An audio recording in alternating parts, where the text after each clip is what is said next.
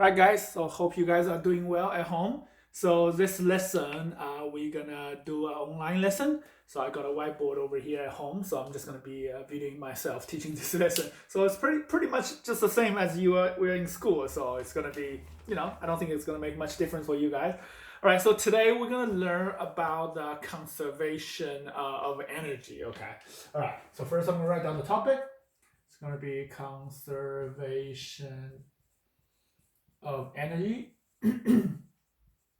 Okay, the lesson we had before is we've learned there are all these different types of energy. Okay, so all these different energy, they can change into each other. They can say, if we had say, like, I've got energy working, that's because this kinetic energy that I have come from the chemical potential energy inside my body, right? Well, the chemical potential energy in my body comes from the food I eat. And the food I eat, say the plants I eat, the animal I eat get the energy from the plant, and then the plant get the energy from the sun, so through photosynthesis. So, that comes from the light energy, and the sun gives out light energy because it has nuclear energy. So you can see the energy is kind of floating, changing from one form to another, right? Okay, so we have something called a perpetual motor. Okay, so in the 1970s and in the 17th century, and people are trying really hard, try to invent this machine. So this machine can just keep going. It doesn't require any energy, but it can just keep going but then people for a long time they had so many different designs and trying to make it work, and eventually it all failed. Okay, it all failed, and then people can kind of come up with the idea. The rule is you cannot produce energy without having to use some energy. So which means is energy cannot be created or destroyed. It has to turn from one form to another form, so that we cannot build a machine that does not require any energy going in, that have constantly energy come out. So if something has to produce energy, be able to do work, and it actually requires it to use the energy. So that's why this thing we call perpetual motor, it will never work. You will not have a motor that can just keep working. Eventually it's going to run out of fuel, or it needs fuel in order to keep it working. Okay, so so then through that, we came out with this law. The law is called conservation of energy. Okay, sorry, this is a bit of reflection over here. Okay, so what is the law of conservation of energy? I'm going to write over here. Say energy. Oh, I'll write the topic as well. The law of conservation of energy. It says this: energy cannot be created or destroyed.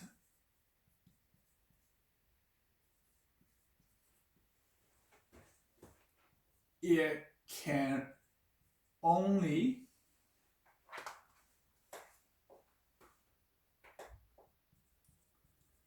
be transformed from one form to another. So after the transformation,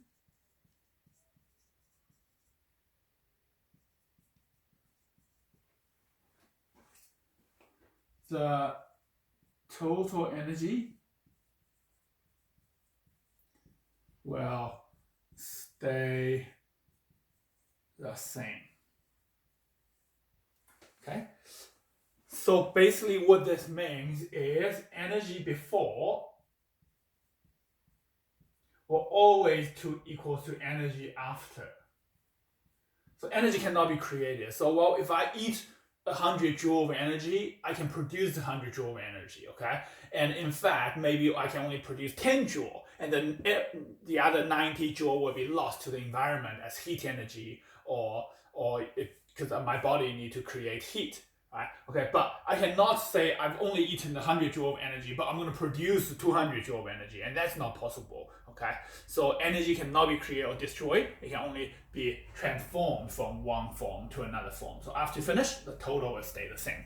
Okay, so a typical example this year, we're going to be converting transforming kinetic energy and gravitational potential energy. So first, let's have a look.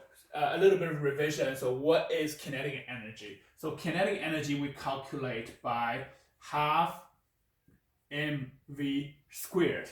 And kinetic energy is the energy an object has due to its movement, right? So we had it in the notes from the day before. Okay, and then we can use the mass, the speed, to calculate it. So that's the equation. And then the other one we have is called gravitational potential energy, which is mg delta H, or we talk about the change of gravitational potential energy. So this change of gravitational potential energy can be turned into kinetic energy can turn into gravitational potential energy. Okay, all right, so now let's have an example of example. Okay, say this. If we have an apple that is on a tree, say this is a tree, and I got the apple here. Okay, and the apple has the mass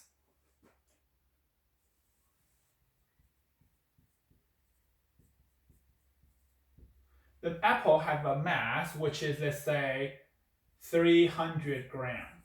Okay, so that's a typical apple. It's actually quite a big one, 300 grams of apple. All right, and then how high is it from the ground? So it is sitting at a height of 2 meters. Okay, and the question is going to ask you, say this. Well, when the apple hit the ground, or say just before the apple hit ground, okay, when it is hitting the ground, okay, so that's the fast speed.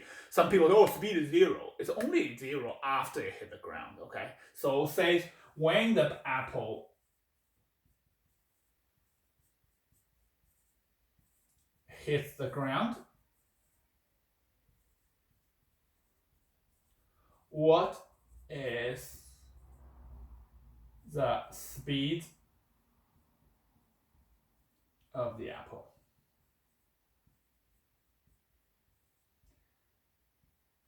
It asks us to calculate the speed when it's hitting the ground, okay?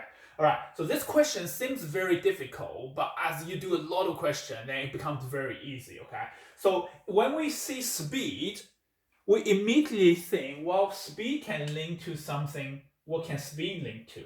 How do we calculate speed? We got this equation over here. Is the speed can link to kinetic energy over here. Okay? If we can calculate the kinetic energy, I will be able to calculate the speed. So whenever you know kinetic energy, you know the speed. When you know the speed, you know the kinetic energy. Okay? All right. So typically in this type of question, they will say the air resistance, or say friction. So friction can be ignored in this situation. The reason why friction can be ignored is normally because friction is very small. So if we can ignore friction, what does that mean? That means, because friction, what does friction do? So friction can create heat, okay? So if we have friction, it will create heat. So now we're ignoring the energy. Some energy might be lost as heat. So let's go from the energy perspective. If I want to calculate kinetic energy, where does the kinetic energy come from before it's hitting the ground? So I'm going to draw the apple over here. That has a speed over here. So that kinetic energy comes from the gravitational potential energy, which the apple had from the beginning, okay? All right, so what we're gonna do is, okay, if I can calculate the gravitational potential energy, so this gravitational potential energy, the change or loss of gravitational potential energy will become the kinetic energy, okay? And plus the heat energy. Some energy will be turned into heat, but friction told us it can be ignored, so there's no heat. So gravitational potential equals to kinetic energy. Okay, so let's find out, well, how big is the gravitational potential energy is going to lose. So I use the equation equals to mgh. Okay, and then let's go find the mass. The mass is 300 grams. Okay, here we need to be careful. If it tells us 300 grams, we always need to turn it into 0.3 kilogram. Okay, all right, so now I need to write 0.3 kilogram. And then time the gravitational constant number, or we can say gravitational acceleration, which is 10, g equals to 10. Okay, and then times the height, which I gave you is 2 meters over here. Okay, and then we put that in the calculator. It will tell us that it's going to be 6 joule. That's 6 joule of gravitational potential energy you have, and that is going to turn into kinetic energy. Okay, so the kinetic energy is going to equal to the change of gravitational potential energy is going to equal to 6 joule. Okay, and once we know kinetic energy, then we can find speed. So we put down the equation. EK is going to equal to half mv squared, and I put the numbers in that I know. Okay, so it's going to be 6. Kinetic energy is 6. So now equal to half time the mass, again, is going to be using kg here. It's going to be 0.3 kg and then times v squared. Okay, and then I need to rearrange equation. So 2, that becomes 12 equal to 0.3 v squared. So v squared is going to equal to 12 divided by 0.3, and that becomes 40. So speed will equal to square root 40. So then I can put that in the calculator.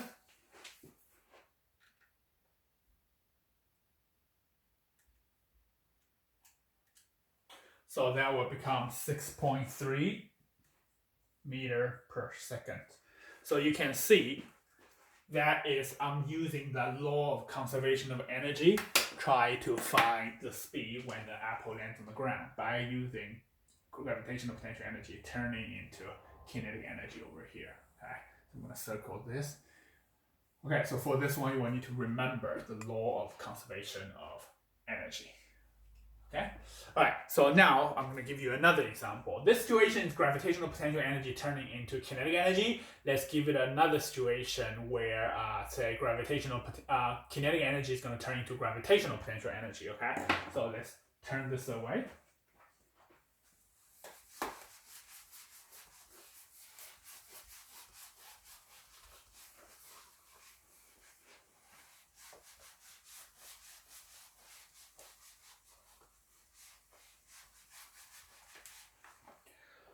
Okay, so say this situation is this. Say question 2 is you have a slope over here going like that.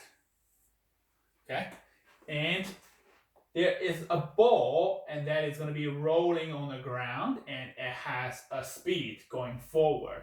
And the speed it will give you, tell you the speed is 5 meters per second, and going pretty fast. And then also this is going to tell you the mass of the ball. It's going to be how much? Let's say 2 kg. Okay, so you're rolling this ball at 2 kg of mass and rolling at 5 meters per second. Okay, all right. And the question is going to ask you, well, the ball is going to start to roll up the slope. Okay, roll up the slope, and then they're going to ask you, say, well, once it turns over here, they ask you how high this ball is going to reach over here when it stops. Okay, I'll say here it stops at the top. Okay, and then again, this question, we're going to say friction can be ignored.